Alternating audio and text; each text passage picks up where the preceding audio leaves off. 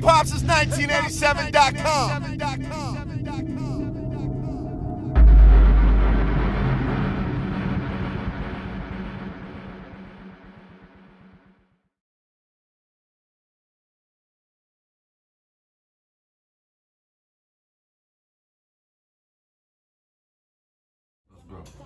HipHopSince1987.com. You know what it is. It's your boy Wild Tuna. We here with another exclusive. I got my boy Pluggy Simmons in the building, man. Lot going on with you, bro. You Big names. know, man. You know what I'm saying? You all around the world, man. Introduce yourself for those who don't know. It's Pluggy. Some of the world might have known me as H.A. Spadey, Hustle Hard.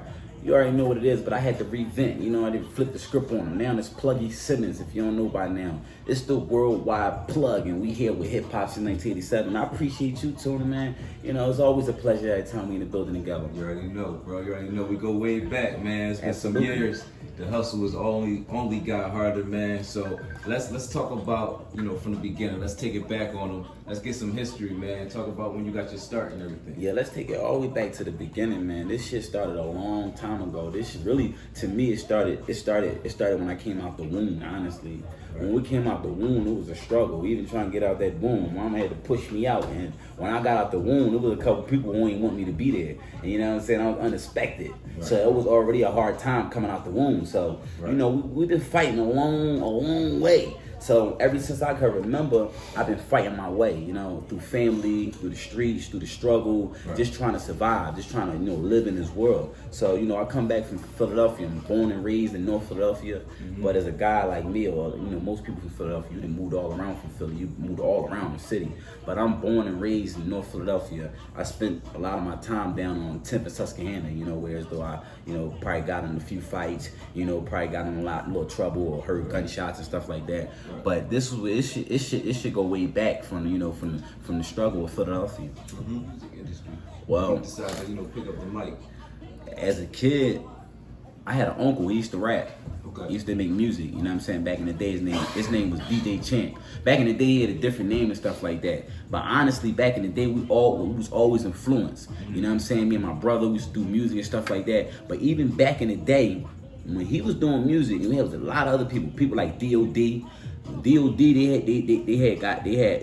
was popping and stuff like that, and then they had went through a situation where they got locked up. They lived right next door to his crib, got caught on fire. So it was me seeing somebody almost having it, but didn't really have it. My uncle, I seen him. He was chasing that shit, but wasn't really chasing. He was in the streets and shit like that. And then one day, this nigga got on Apollo and went to jail. I used to watch the Apollo every day. My uncle got on Apollo. I'm like, how this nigga get on Apollo? And on my mind, like, he may not never get that opportunity again. You feel me? So it's another person. Then I seen another person in my hood, Joey Jihad. You feel me? He in my hood right around the corner and shit like that. And the hood's so close that we like cousins and shit like that. Right. Some of the work and some of this little shit, when he had his little shirts, just go get his shit. Right. Back in the day, it's like, yo, man, you got a wave. You need to push that shit.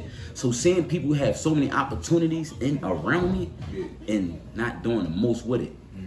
So back then I used to play around with it and stuff like that, and you know, they didn't hear me then. Yo, you need to do this. You need to do this. Oh, fuck it, let me hop on the track. Right. So me learning and seeing what they did and I just turned that shit into my life. I got tired of talking and started showing people what they should do and what I can do. So that's a little bit how you got the name Hustle Hard. Exactly. I had to prove myself. I had to prove that shit. Right, right. So, you know, the first time in the studio when you dropped in, who was you working with? My first time in the studio. Yeah. Well, my first time in a real studio, recording your song. Record my song. Yeah, your first song. Man, I was recording myself back on motherfucking tape recorders and shit, and like when we have a little when the shit come on, you can record yourself. Right. Boombox thing, shit. We got one of them for Christmas. Beat machine, exactly. Yeah, we record ourselves on that. We record ourselves. I told you my uncle equipment. He already had equipment, so we just go back there and try to play with his equipment and shit. Figure that shit out. I had a brother. He used to do music really before me. Right. I was pushing him. Yeah. I was trying to be a basketball star, and then I felt like my brother needed me to push this shit. You feel me? But it wasn't just that. My pop was it was always a family hustle. You feel me? Shit. When my brother dropped his mixtape back in the day, the title of it was called Legal Coke. And for some reason that shit sold. And I don't know if it was because it was called Legal Coke or it was because us selling that shit, but we made money off of selling my brother's CDs. And I made more money off of selling my brother's shit. Right. And I was making money, and he wanted to be a star. And I'm like, cool, you could be a star, all that. I'm making money off your shit. Right. That shit felt so good that I could make money off other people's shit. And that felt good that I was making money on my brother's shit. Yeah. You feel me? So that's how I got in the game with the shit, you know, just really pushing our shit. You feel me? It was always about our shit. And then I just started pushing other people's shit too. Right. You know what I'm saying? That's real. So your first project you put together, first mixtape. Let's talk about that. You know what I'm My saying? first mixtape, Yeah. I tried to hop on my brother mixtape and they ain't want to help. You know what I mean? My pop ain't want to let me get on the mixtape and shit, right? So my pop used to gather everybody for the studio and shit, and my cousin heard me rap while we was waiting to go to the studio.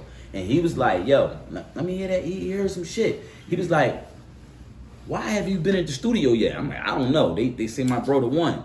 Right. But it's okay. But you know, my pop was invested in him. My pop, it's this guy. His name Quest. They call him Quest Man. The reason why he really started rapping and shit like that, he used to be down in all the little places that everybody be at. He felt like Joey Jihad took his style, so he stopped like spitting and shit. Okay. He stopped spitting because he felt like Joey got popped off his style and shit like that. Yeah. So he heard me rap and he was like, bro, if your pop don't take you to the studio, I'm not going to the studio tonight, and I'm not going to the studio ever again with your pop and shit. So he kind of like forced my pop hand, and I got in the studio. Even though he got me in the studio that night, I got on the track, but I was like the last nigga on the track. Right. You feel me? You know how that shit feel? You feel me? Like, I know I'm better than everybody on the track, but they're gonna put me last. Yeah. Don't nobody listen to the last nigga on the track. It was like 7 niggas around that time. You feel me? Right. So I kept getting put in them type of positions when it came to the music and shit. You know what I'm saying? So one day, man, I'm gonna do my own shit. You feel me? I learned all that shit what they had got going on, and I said I'm gonna start doing my own shit. You feel me? Yeah. But I still stuck with my brother though. You know what I'm saying? Like, bro, this is how we need to do this shit. You know what I'm saying? Right. And me and him actually linked together, and he taught me what he learned from the game, and we came together and we started doing music and shit together.